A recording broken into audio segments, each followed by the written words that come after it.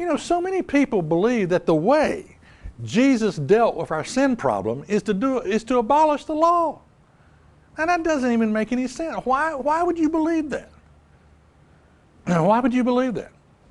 Romans 4 and verse 15, because the law works wrath. Now, how does the law work wrath? Well, if you break it, it claims your life. And then it goes on to say, for where there is no law, there is no transgression. So we're dealing with the concept of, okay, let's just abolish the law. Let's just do away with the law. Here's the problem with this concept. Where there is no law, there is no transgression. You see, if there is no law, you can't be guilty of sin. That's the problem.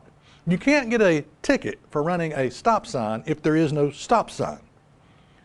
If you abolish all law, there is no sin. Like I said, you know, the police officer, you got this intersection where people are running through the stop sign, and his solution is cut down the stop sign.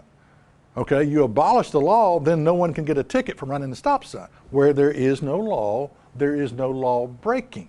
All right.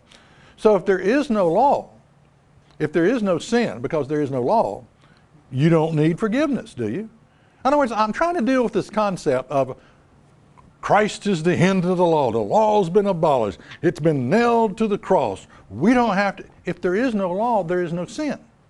And if there is no sin, you don't need Jesus. You don't need a Savior because there's nothing you can do that's wrong.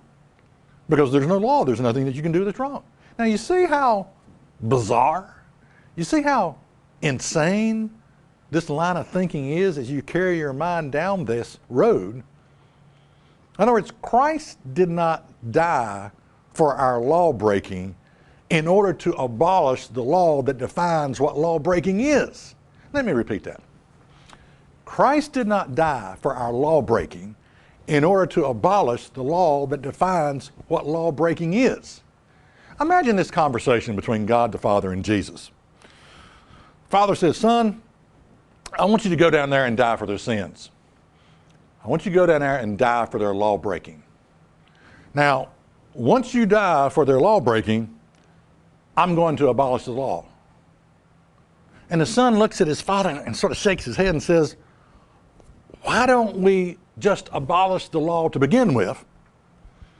And that way I won't have to die for their law breaking. I won't have to die for their sins. Because where there is no law, there's no law breaking.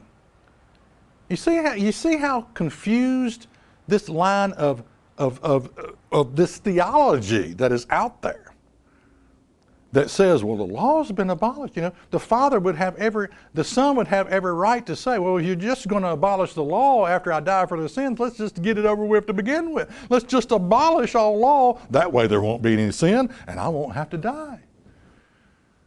No. Now, as I said earlier, Christ did not die for our law breaking in order to abolish the law that defines what law breaking is. That's not the way it works. Check us out on the web at isthatreallyinthebible.com.